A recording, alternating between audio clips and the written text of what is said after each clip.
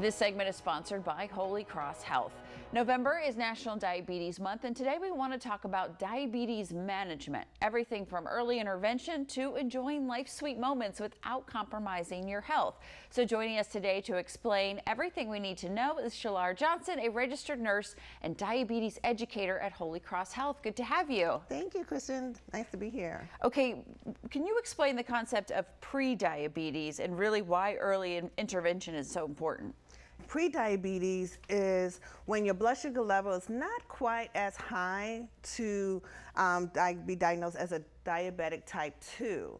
So I always think of it as a quick warning sign. It's almost like your body's trying to tell you something, but not quite ready to be diagnosed as diabetic. So we have time to make some changes. If you have pre-diabetes, you change your lifestyle. Can that avoid getting type 2 diabetes? It can absolutely avoid you getting type 2 diabetes because it is that sweet space between you're actually in a diabetic range, and if we incorporate looking at what our choices have been as far as our food choices or our sedentary lifestyle, if we start to incorporate different management as far as looking at the food that we're eating, incorporating healthier carbs, which is our brown rice, wheat bread, maybe a sweet potato instead of a regular potato, or just moving. If we start moving a little bit more, we will never have to worry about being a full diabetic type 2 if we make those changes. Good to know. Okay, this is the holiday season, so there's pies, there's, sugar everywhere. How can somebody head into this holiday season with controlling that and not compromising themselves?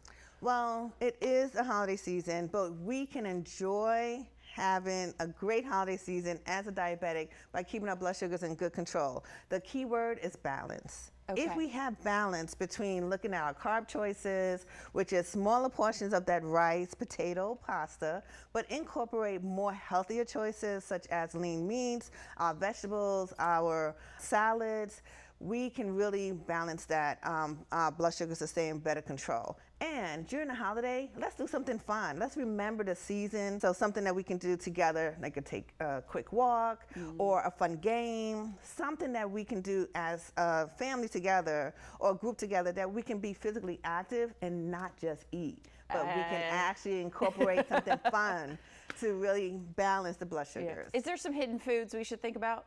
Oh yeah, there's some sneaky culprits. There are. We can talk about maybe even our coffee, so the lattes and the frappes. Some smoothies can be really high in glucose.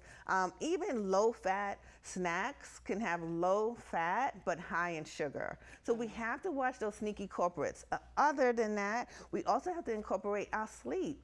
Did you know that sleep can actually cause our body to have insulin resistance, which means we're making insulin, but it just can't get in the right places. If we're not sleeping enough. If we're not sleeping enough. And real quick, for somebody that was just maybe recently diagnosed, what are some of those first steps you recommend for managing? So my first steps is to, one, don't panic. And then another thing is to develop a support system. So you want to make sure that you have some good foundation too. So the first thing is to know your blood sugar targets, know how to check your blood sugar, whether it's going to be by your glucometer or by your CGM, which is your continuous glucose monitoring.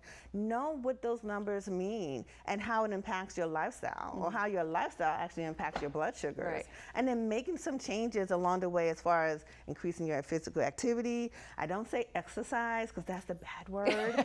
So we don't just say move. Just move. Just move. So 15 minutes to 30 minutes a day of movement can be in, it can be. We can do that. Yeah, we can do that. Thank you so very much. Great information. And for more information, you can visit holycrosshealth.org.